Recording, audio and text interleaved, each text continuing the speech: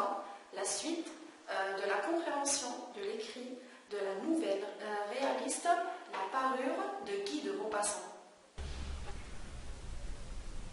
Passons aux objectifs de cette séance. Dans la séance, c'est la compréhension, bien la suite, je vous rappelle, c'est la suite de l'analyse de la nouvelle de Guy de Maupassant, La Parure. Donc c'est la séance 2, dont les objectifs sont repérer les différentes actions et dégager le schéma narratif. Pour cela, essayons au début d'essayer, donc on va essayer de dégager les éléments périphériques qui constituent notre texte. En quelque sorte, c'est l'image du texte. Donc nous avons un titre, La Parure, deuxième partie. Nous avons des paragraphes. Combien de paragraphes? Il y en a 14. La source, l'auteur c'est Guy de Maupassant. Extrait de son œuvre, La Parure, Le Gaulois, le 17 février 1884. Ce qui nous interpelle dans ce texte aussi, nous avons les deux points et les guillemets, ce qui nous montre qu'il y a un dialogue entre les personnages. Avant de commencer la lecture, je vous pose une question. Cette question, essayez de vous focaliser. En même temps, je vous lis le texte. En même temps, essayez de me dire quelle est l'attitude de Madame Loisel pendant la soirée. Quelle est l'attitude de Madame Loisel pendant la soirée? Justifiez votre réponse par des expressions tirées du texte. Ça veut dire quoi? Essayez d'avoir un brouillon, une feuille devant vous et un crayon. En même temps, je vous lis. En même temps, essayez de relever ces expressions. D'accord. Je commence. Le jour de la fête arriva. Madame Loisel eut un succès. Elle était plus jolie que toutes, élégante, gracieuse, souriante et folle de joie. Tous les hommes la regardaient, demandaient son nom, cherchaient à être présentée. Elle dansait avec ivresse, avec emportement, grisée par le plaisir, ne pensant plus à rien, dans le triomphe de sa beauté, dans la gloire de son succès. Elle partit vers 4 heures du matin. Arrivée chez elle, elle se mit devant la glace afin de se voir encore une fois dans sa gloire. Mais soudain, elle poussa un cri. Elle n'avait plus sa rivière autour du cou. Son mari demanda « Qu'est-ce que tu as ?» Elle se tourna vers lui affolée. « Je n'ai plus la rivière de Madame Forestier. » Il se dressa éperdu. « Quoi? Comment? Ce n'est pas possible. » Et ils cherchèrent partout. Ils ne la trouvèrent point. Monsieur Loisel demandait « Tu es sûr que tu l'avais encore en quittant le bal ?»« Oui, je l'ai touchée dans le vestibule du ministère. » Il se contemplait atterré. Enfin, Loisel se rhabilla et sortit. Elle demeura en toilette de soirée, sans force pour se coucher. Son mari rentra vers 7 heures. Il n'avait rien trouvé. Au bout d'une semaine, ils avaient perdu toute espérance. Et Loisel, vieilli de 5 ans, déclara « Il faut aviser à remplacer ce bijou. » Ils trouvèrent dans une boutique du Palais Royal un chapelet de diamants qui leur parut entièrement semblable à celui qu'ils cherchaient. Il valait 40 000 francs. On leur laisserait à 36 000. Le mari travaillait le soir à mettre au net les comptes d'un commerçant et la nuit souvent il faisait de la copie à 5 sous la page. Ils prièrent donc le joaillier de ne pas le vendre avant 3 jours. Loisel possédait 18 000 francs que lui avait laissé son père. Il emprunterait le reste. Il alla chercher la rivière nouvelle. Madame Loisel reporta la parure à Madame Forestier. Madame Loisel connut la vie horrible des nécessiteux. Elle prit son parti. D'ailleurs, tout d'un coup, héroïquement, il fallait payer cette dette effroyable. Elle paierait. On renvoya la bonne. On changea de logement. On loua sous les toits une mansarde. Au bout de 10 ans, ils avaient tout restitué. Madame Loisel semblait vieille maintenant. Or, un dimanche, comme elle était allée faire un tour aux Champs-Élysées, elle aperçut tout à coup Madame Forestier, toujours jeune, toujours belle, toujours séduisante. Madame Loisel se sentit émue. Allait-elle lui parler? Oui, certes. Et maintenant qu'elle avait payé, elle lui dirait tout. Pourquoi pas? Elle s'approcha. Bonjour Jeanne. L'autre ne la reconnaissait point, balbutia. Mais madame, je ne sais. Vous devez vous tromper. Non, je suis Mathilde Loisel. Son amie poussa un cri. Oh, ma pauvre Mathilde, comme tu es changée. Oui, j'ai eu des jours bien durs et bien des misères. Et cela à cause de toi. De moi? Comment? Tu te rappelles bien cette rivière de diamants que tu m'as prêtée pour aller à la fête du ministère? Oui, eh bien, je l'ai perdue. Comment? Puisque tu me l'as pas rapportée. Puisque tu me l'as rapportée. Je t'en ai rapporté une autre, toute pareille. Et voilà, disons que nous la payons. Madame Forestier, fort émue, lui prit les deux mains. Oh, ma pauvre Mathilde, mais la mienne était fausse. Bon, fin du texte. Rappelez-vous de la consigne que je vous ai donnée. Relevez-moi l'attitude. Quelle était l'attitude de Madame Mathilde? C'était vraiment au début du texte. Oui, Madame Loisel, pendant le bal, était folle de joie. Elle était souriante. Elle dansait avec ivresse, avec un emportement grisé, par le plaisir, ne pensant plus à rien. Ça veut dire, Madame Loisel, ou bien Mathilde Loisel, vivait son heure de gloire, ce qu'elle cherchait. Elle était au milieu, ou bien elle réalisait son rêve en quelque sorte. Passons maintenant à l'étude analytique du texte. On va essayer maintenant de comprendre, à analyser notre deuxième partie du texte. Je vous pose des questions. S'il le faut, je vais relire le texte une deuxième fois.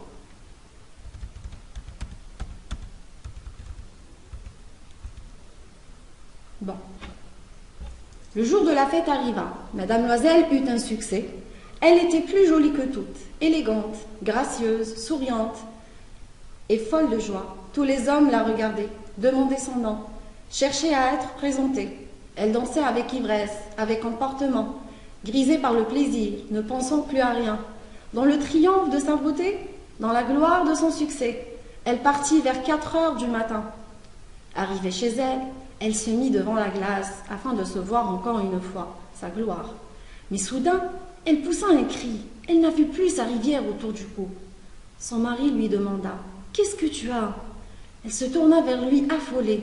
« Je n'ai plus de rivière !» de Madame Forestier. Il se dressa éperdu. « Quoi? Comment?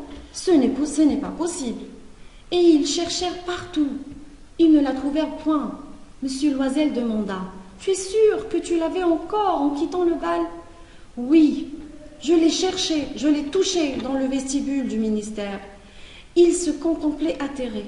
Enfin, Loisel se rhabilla et sortit. Elle demeura en toilette. En toilette, ça veut dire avec sa robe de soirée, sans force pour se coucher. Son mari rentra vers 7 heures. Il n'avait rien trouvé. Au bout d'une semaine, ils avaient perdu toute espérance. Et Loisel, vieilli de 5 ans, déclara « Il faut aviser à remplacer ce bijou. » Ils trouvèrent dans une boutique du Palais Royal un chapelet de diamants qui leur parut entièrement semblable à celui qu'ils cherchaient. Il valait 40 000 francs. On le leur laisserait à 36 000. Le mari travaillait le soir à mettre au net les comptes d'un commerçant. Et la nuit, souvent, il faisait de la copie à 5 sous la page. Ils prièrent donc le joaillier. Le joaillier, c'est le bijoutier, celui qui vend les bijoux de diamant, de ne pas le vendre avant 3 jours. Loisel possédait 18 000 francs que lui avait laissé son père. Il emprunterait le reste. Il alla chercher la rivière nouvelle. Madame Loisel reporta la parure à Madame Forestier. Madame Loisel connut la vie horrible des nécessiteux. Elle prit son parti, d'ailleurs tout d'un coup, héroïquement. Il fallait payer cette dette effroyable. Elle paierait. On renvoya la bonne, on changea de logement, on loua sous les toits d'une mansarde. Au bout de 10 ans, ils avaient tout restitué. Madame Loisel semblait vieille maintenant. Or, un dimanche, comme elle allait faire un tour aux Champs-Élysées, elle aperçut tout d'un coup Madame Forestier, toujours jeune, toujours belle, toujours séduisante. Madame Loisel se sentit émue. Allait-elle lui parler? Oui, certes, et maintenant qu'elle avait payé, elle lui dirait tout. Pourquoi pas? Elle s'approcha. Bonjour, Jeanne. L'autre ne la reconnaissait point, balbutia.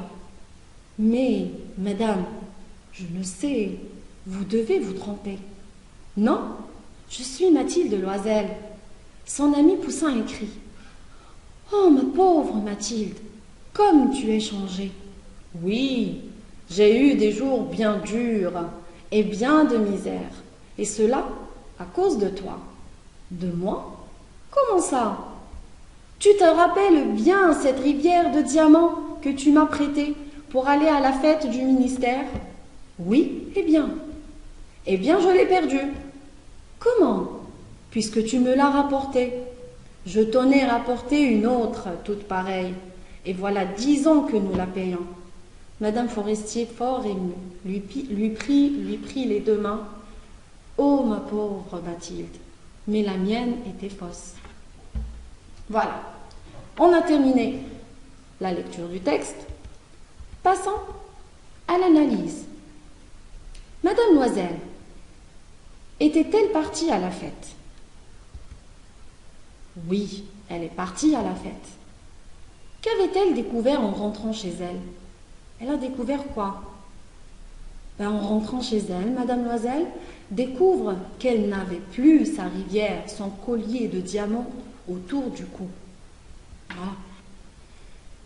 Quelle était la réaction du couple Loisel face à cette situation? Les Loisel se mirent à chercher partout ce collier. Quelle décision les Loisel ont-ils pris après avoir perdu tout espoir de retrouver le collier? Je vous propose 3 propositions. A. Demander de l'aide du ministère. Remplacer le collier par un autre semblable. Ou C. Ne plus contacter Madame Forestier. Donc vous avez A, B et C. Très bien. Donc là, c'est B. La réponse est B. Remplacer le collier par un autre semblable. Question 5. Comment vivait-il? Quand je dis il, c'est les Loisel. Comment vivait-il depuis qu'ils ont pris cette résolution? Donc, maintenant, depuis qu'ils ont décidé de remplacer ou bien de payer, de racheter un autre collier, donc maintenant, ils mènent une vie de misère, pénible, difficile, très dure. Combien de temps les Loisel mettent-ils pour rembourser les dettes? Eh bien, ils mettent 10 ans. Pourquoi Madame Forestier n'a-t-elle pas reconnu Madame Loisel? Et quelle était la réaction de cette dernière? Donc Madame Forestier ne l'avait pas reconnue car Madame Loisel a beaucoup changé. Elle a vieilli, elle a pris de l'âge, à force des travaux pénibles, à force de cette misère, etc. Et Madame Loisel, tout de suite, une fois elle l'a rencontrée, elle lui a raconté ce qui lui est arrivé. Quelle était la réaction de Madame Forestier lorsqu'elle apprend la vérité de la part de Madame Loisel? Madame Forestier était fort émue. Donc, quelle est la morale? Pouvez-vous en tirer de cette histoire? La morale, ça veut dire, maintenant, toute l'histoire de la séquence, de la première séance, et celle-là. Maintenant qu'on a terminé toute la nouvelle de la parure. Quelle est la morale? Qu'est-ce qu'on peut dire? Bon, on peut dire tout simplement que faut se contenter de ce qu'on a. Ou bien tout simplement, Tout ce qui brille n'est pas de l'or. Il fallait que Madame Loisel se contente de ce qu'elle a et ne pas chercher de ce qu'elle n'a pas. D'accord. Maintenant, une fois qu'on a terminé l'analyse du texte, nous avons un texte lacunaire. On va passer à faire notre texte lacunaire. On vous demande de compléter le passage par les mots suivants. Vous avez collier, diamant, s'aperçoit, la misère, fausse, merveilleusement, 10 ans, dette, acheter et croise. Je vous lis le passage avec je vais vous lire maintenant le passage lacunaire. La soirée se déroule. Pointillé, Mathilde séduisante attire l'attention de tous les présents. De retour chez elle, qu'elle a perdu son pointillé, les Loisel cherchent partout, mais ne le retrouvent pas. Il décide alors, dans des pointillés, s'en informer Madame Forestier. Pendant des pointillés, le couple mène une vie, des pointillés, en travaillant péniblement pour rembourser l'heure des pointillés. Un jour, Mathilde, son amie lui avoue enfin la vérité. Celle-ci lui apprend que la parure était... Voilà. Maintenant, vous pouvez mettre l'écran sur pause ou bien sur veille. Essayez par vous, de vous-même, de trouver les réponses. Maintenant, moi, ce que je vais faire, je vous donne les réponses directement. La soirée se déroule merveilleusement. Mathilde, séduisante, attire l'attention de tous les présents. De retour chez elle s'aperçoit qu'elle a perdu son collier de diamants. Les Loisel cherchent partout, mais ne le retrouvent pas. Ils décident alors d'en acheter un sans informer Madame Forestier. Pendant 10 ans, le couple mène une vie misérable, en travaillant péniblement pour rembourser leurs dettes. Un jour, Mathilde croise son amie et lui avoue enfin la vérité. Celle-ci apprend que la parure était fausse. Maintenant, nous avons terminé l'analyse. L'étude analytique du texte, elle est terminée.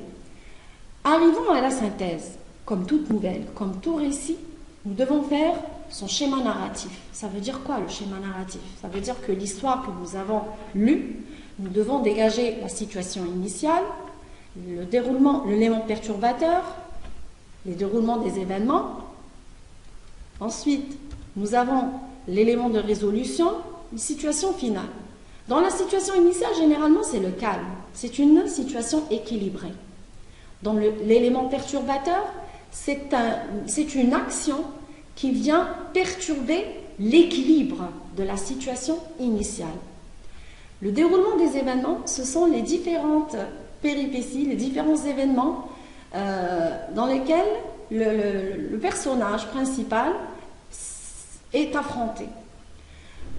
Nous revenons à l'élément de résolution, celui qui permet un nouvel équilibre à notre histoire, et la situation finale, c'est la fin de l'histoire, ça veut dire par quoi se termine, quelle est la fin de notre histoire.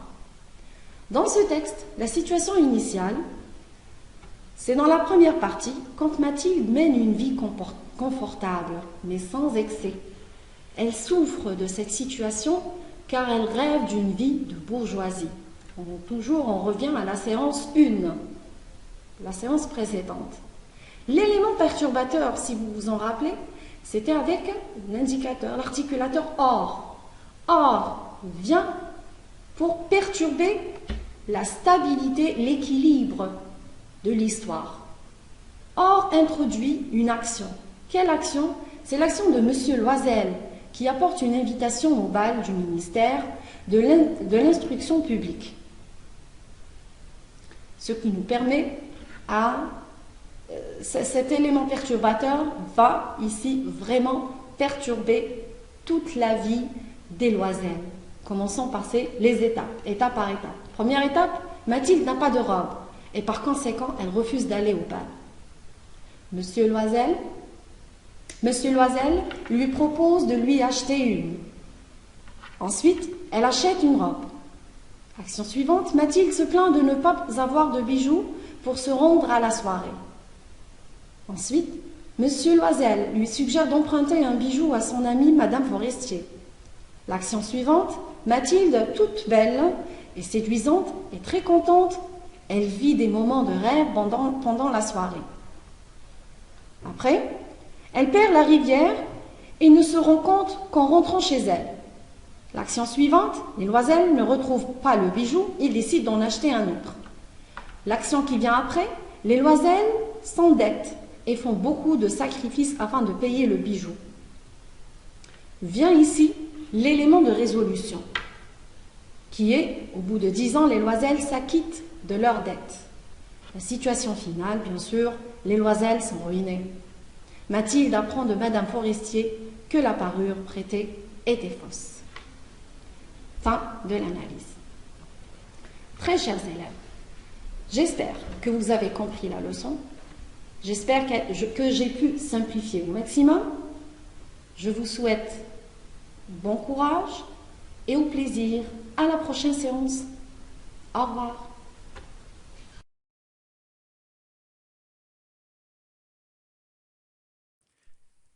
شكرا على المشاهدة. لا تنسوا الاشتراك في القناة، الضغط على الجرس، الإعجاب بالفيديو.